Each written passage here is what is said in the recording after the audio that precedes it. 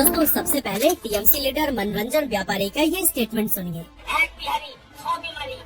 एक बिहारी 100 बीमारी। ये पहली बार नहीं है जब बिहारियों को बीमारी से जोड़कर संबोधित किया जा रहा है। देश के हर कोने में बिहार के लोगों के लिए ऐसे अपशब्दों का इस्तेमाल करना बहुत आम सी बात है। बिहारी ये वर्ड सुनते ही लोगों के मन में एक गुटखा चबाता लुंगी पहने एग्रेसिव पर्सन की इमेज दिमाग में बनने लगती है, जो या तो क्रिमिनल होगा या फिर मिट्टी में सने कपड़े पहने हुए मजदूरी का काम करता होगा। अगर हम स्पेशली दिल्ली या मुंबई जैसे बड़े शहरों की बात करें तो वहाँ पर बिहारी शब्द का यूज ही गाली के तौर पर किया जाता है। अगर आपको इन शहरों में रिक्शा चलाते या फिर मजदूरी व साफ सफाई का काम करते कुछ वर्कर्स नजर आ गए तो भले ही वो राजस्थान, हरियाणा या फिर गुजरात के रहने वाले हों, लेकिन उनकी वेशभूषा और काम की वजह से उन्हें बिहारी ही समझा जाता है। पर मेन सवाल तो यही है ना कि बिहारियों से इतनी नफरत क्यों, वो भी अपने ही देश में।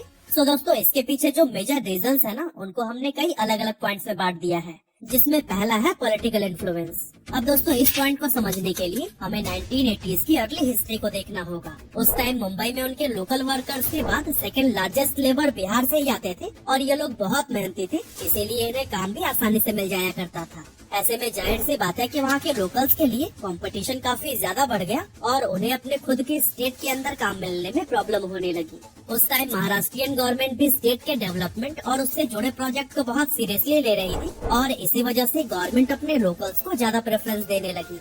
एक समय तो इस प्रेफरेंस ने इतना भयानक रूप ले लिया था कि न सिर्फ बिहारी बल्कि किसी भी दूसरे स्टेट के लोगों की दुकानों को जबरदस्ती बंद करा दिया जाता था। 1950 में तो साउथ इंडियंस के खिलाफ एक बहुत बड़ा मोर्चा शुरू हो गया था और लोग नारा देने लगे थे कि लुंगी उठाओ पुंगी बजाओ, क्योंकि उस टाइम महाराष्ट्र में साउथ इंडियंस बड़ी संख्या में माइग्रेट करने लगे थे। हालांकि बिहारियों के मुकाबले साउथ इंडियंस या फिर गुजरातियों को हेट सेंटिमेंट्स का थोड़ा कम सामना करना पड़ा और ऑब्वियसली रीजन था पैसा और इनका व्यापार, जो कि उस टाइम पर काफी तेजी से आगे बढ़ रहा था। लेकिन सैडली ये सारी चीजें बिहारियों के पास नहीं थी। Literacy rate. अब दोस्तों भले ही बिहार का इतिहास खूब स्ट्रॉन्ग रहा हो, महान मैथमेटिशियन आर्यभट्ट बिहार से हो, दुनिया की सबसे पुरानी यूनिवर्सिटी यहीं से हो या फिर गौतम बुद्ध को ज्ञान क्यों न यहीं से प्राप्त हुआ हो, लेकिन आज के टाइम पर ये इग्नोर नहीं किया जा सकता कि आज का बिहार इतिहास से बिल्कुल उल्टी दिशा में बह रहा है। आज बिहार लिटरेसी रेट में 61.8% के साथ सारे स्टेट से पीछे है। लेकिन लिटरेसी रेट इतना कम क्यों? तो दोस्तों इसका मेन रीजन स्कूल में बुनियादी जरूरतों की कमी, बच्चों का बीच में स्कूल छोड़ देना, इकोनॉमिक इनइक्वालिटी, जेंडर डिस्क्रिमिनेशन और एजुकेशन को लेकर लोगों में जागरूकता की कमी है। मैं बहुत जल्दी में इन पॉइंट्स को बोल के निकल गया ना, रुकिए इन्हें थोड़ी डिटेल में आपको बताता हूँ। अब दोस्तों देखिए, बिहार के लगभग हर गांव में ही गुलाबी रंग की स्कूल बिल्डिंग दिख जाती है। अब बिल्डिंग तो बन गई, लेकिन स्कूलों की हालत देखकर ऐसा लगता है कि सरकार की दिलचस्पी सिर्फ इंफ्रास्ट्रक्चर बनाने में है, न कि एजुकेशन का लेवल सुधारने में। बिहार के प्राइमरी स्कूल्स में तो कई बच्चों को कोर्सेज की बुक्स तक नहीं मिलती। क्लास 4 के बच्चों से सेकंड क्लास का सवाल पूछा जाए तो ज्यादातर के पास जवाब ही नहीं होता। लंच टाइम के बाद स्कूल बंक करना तो आम सी बात है। लेकिन इसके पीछे हम सिर्फ गवर्नमेंट को ही दोषी नहीं मान सकते, बल्कि कई बार तो पेरेंट्स भी एजुकेशन को इम्पोर्टेंस ही नहीं देते, क्योंकि जब पढ़ने लिखने के बाद भी गांव के बच्चों को नौकरियां नहीं मिलती तो फिर इसका गलत मैसेज लोगों तक जाता है। पेरेंट्स को लगता है कि ऐसे में उनका बच्चा कहीं का नहीं रह जाएगा, पढ़ लिख कर नौकरी तो उसे मिलेगी नहीं और लास्ट में वो खेती मजदूरी करने के लायक भी नहीं बचेगा। ऐसे में उनका फोकस पढ़ाई लिखाई से हटकर रोजगार के समाधान पर ज्यादा रहता है। कई बार तो पेरेंट्स खुद ही अपने बच्चों की पढ़ाई छुड़ाकर उन्हें अपने साथ काम पर ले जाने लगते हैं। ऐसे में बिहार के बच्चे पढ़ाई लिखाई नहीं कर पाते हैं और न ही उनके अंदर कोई ऐसी स्किल डेवलप हो पाती है जिससे कि वो बेहतर कमाई कर पाए। एंड में उनके पास मजदूरी करके अपना और परिवार का पेट भरने के अलावा कोई रास्ता नहीं बचता। काम की तलाश में उन्हें दूसरे स्टेट में जाना पड़ जाता है, जहां उनकी बोलचाल, काम और वेशभूषा की वजह से उनके साथ डिस्क्रिमिनेशन होता है। लो इन एवरी पैरामीटर्स।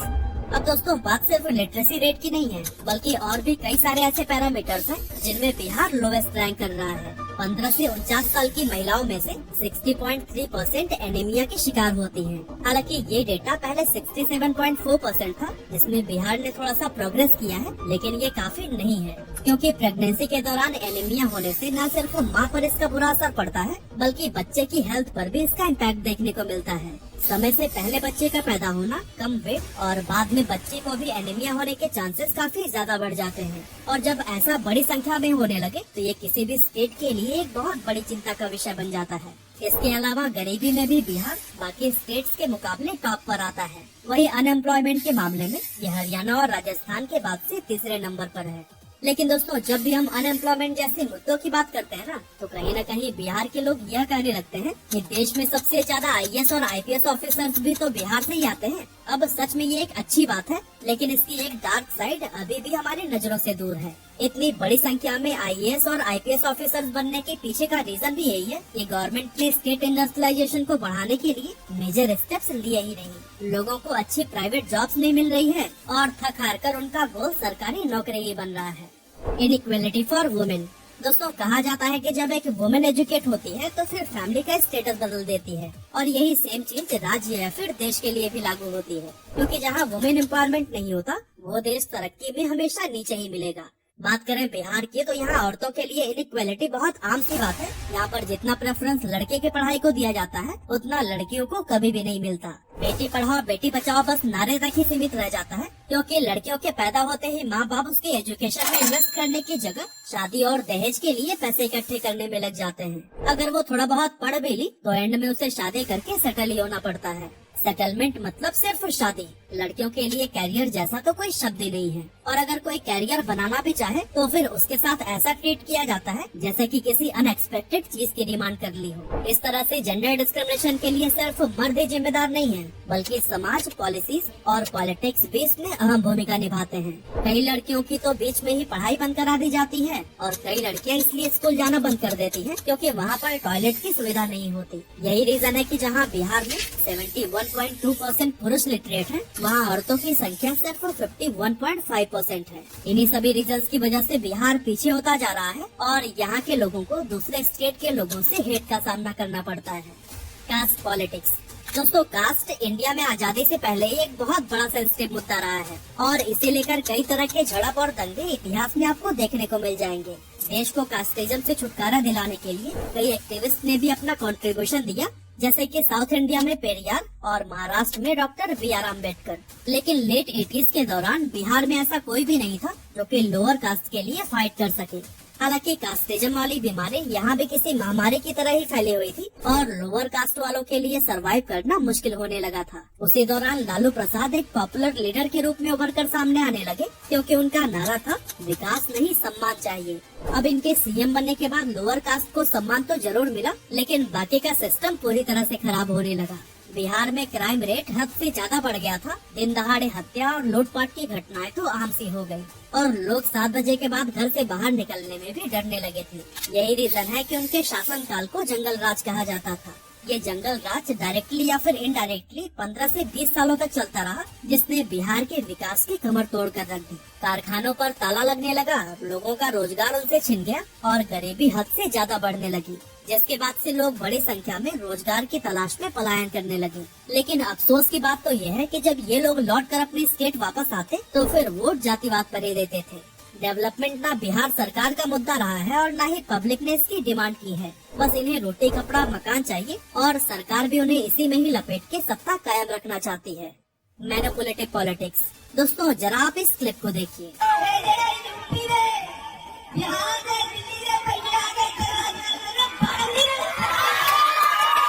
ये स्टेटमेंट पंजाब के फॉर्मर सीएम चरणजीत सिंह चन्नी ने पिछले साल फरवरी में दिया था। सुना आपने ना, ये कितनी बेबाकी से कह रहे हैं कि हम यूपी, बिहार और दिल्ली के लोगों को पंजाब में घुसने तक नहीं देंगे। कुछ साल पहले शिवसेना के चीफ उद्धव ठाकरे ने भी बिहारियों के लिए कुछ इसी तरह का जहर उगला था, और कहा था कि मुंबई में बिहार के लोगों के लिए परमिट सिस्टम लागू होना चाहिए। इससे पहले उन्होंने महाराष्ट्र में रहने वाले बिहारियों को घुसपैठिया भी कहा था, और उन्हें वहाँ से भगाने की धमकी दी गई थी। उन्होंने ये भी कहा था कि बिहार से आए लोगों की वजह से महाराष्ट्र में अपराध बढ़ रहा है। इसके बाद बात करते हैं गोवा के सीएम प्रमोद सावंत की, जिन्होंने इसी साल लेबर डे के मौके पर कहा है कि राज्य में 90% क्राइम का जिम्मेदार यूपी और बिहार के माइग्रेंट वर्कर्स हैं। अब जब इस तरह के स्टेटमेंट सीएम या फिर बड़े पद पर बैठे लोगों की तरफ से आने लगते हैं, तो फिर कहीं न कहीं आम नागरिकों को भी लगने लगता है कि क्राइम फैलाने में बिहारी जिम्मेदार हैं, या फिर उनके ही स्टेट में आकर उनके हिस्से का रोजगार छीन रहे हैं। अब नेता लोग तो हेट स्पीच देकर वोट बैंक भर के अपने अपने घरों में लौट जाते हैं, लेकिन वहाँ रहने वाले बिहारियों का जीवन उस स्टेट के लोग तबाह कर देते हैं। अपने साथ होने वाले हर अपराध या फिर अन्याय का दोषी वो बिहार के लोगों को ही मानने लगते हैं। कुछ समय पहले आपने तमिलनाडु के अंदर बिहारी माइग्रेंट्स पर अटैक की खबर तो जरूर सुनी होगी। इन सब का रीजन कहीं न कहीं डर्टी पॉलिटिक्स ही रहा है। इसके अलावा इन हेट सेंटिमेंट्स के पीछे हमारी फिल्म इंडस्ट्री का भी बहुत बड़ा हाथ रहा है, जहां वो गैंग्स ऑफ वासेपुर, गंगा जल और सोल जैसी फिल्मों में बिहारियों को अग्रेसिव, ठरकी और वायलेंट दिखाने से परहेज नहीं करते। इससे देश के लोगों में बिहारियों के लिए एक अनमैनर्ड कम्युनिटी जैसी इमेज बनने लगती है, treat like a villain.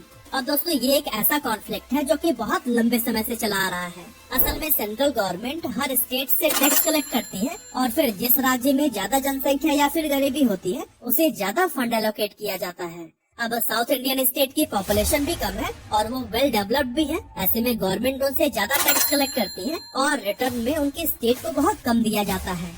Example के लिए हर 100 रुपए के टैक्स की वसूली पर तमिलनाडु को 29 रुपए दिए जाते हैं, कर्नाटक को 36, तो वहीं महाराष्ट्र को सिर्फ 13 रुपए। वहीं बिहार से हर 100 रुपए कलेक्ट करने पर 219 रुपए एलोकेट किए जाते हैं। ऐसे में साउथ इंडियन स्टेट्स या फिर महाराष्ट्र को दिक्कत होने लगती है कि मेहनत हम कर रहे हैं और हमसे टैक्स कलेक्ट करके बिहार को दिया जा रहा है। अब दोस्तों, ये डेटा उस टाइम और भी ज्यादा काम आने लगता है जब इलेक्शन होने वाले होते हैं। यहाँ बिहारियों को विलन बना दिया जाता है और सेंट्रल गवर्नमेंट को भी ऐसा दिखाया जाता है कि वो यूपी और बिहार का ही फेवर ले रहे हैं, क्योंकि इन स्टेट्स में ज्यादा पॉपुलेशन है और उन्हें यहाँ से ज्यादा वोट्स मिल सकते हैं। इस तरह के स्टेटमेंट से साउथ इंडियन खुद को नॉर्थ और ईस्ट से अलग करने लगते हैं और ऐसा दिखाते हैं कि हमारा पैसा लेकर भी यूपी और बिहार वाले अपने स्टेट को डेवलप नहीं कर पा रहे हैं।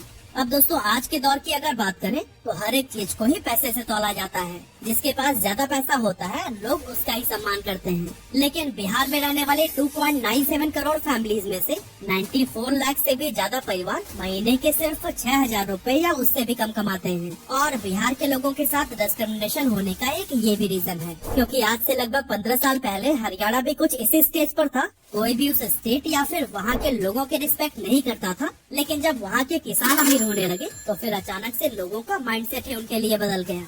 हरियाणवी एक्सेंट बोलना बहुत ही कूल लगने लगा, वहाँ की वेशभूषा और लोग जमीन से जुड़े नजर आने लगे। ऐसे में अगर बिहार भी अगले 15 से 20 सालों में डेवलप हो गया तो आपको बहुत से ऐसे लोग मिल जाएंगे जिन्हें बिहारी एक्सेंट सुपर कूल लगने लगेगा और पूरा देश उनके कल्चर की अलग अलग चीजों को अपनाने की कोशिश करेगा। इसके बाद से ना बिहारी अपशब्द की तरह इस्तेमाल किया जाएगा, न इन्हें रोजगार छीनने वाला परदेसी कहा जाएगा। लेकिन ऐसा होने के लिए न सिर्फ सरकार को बल्कि आम नागरिकों को भी बड़े बड़े स्टेप्स लेने होंगे। कास्ट या फिर जातिवाद से निकलकर एजुकेशन, डेवलपमेंट और रोजगार की बात करनी होगी। सरकार से सवाल करना होगा और अपने हक की लड़ाई लड़नी होगी। वैसे आपको क्या लगता है, बिहार के लोग अपनी छवि को बदलने में कभी भी कामयाब हो पाएंगे या फिर नहीं? कमेंट करके आप अपना ओपिनियन हमारे साथ जरूर शेयर करें।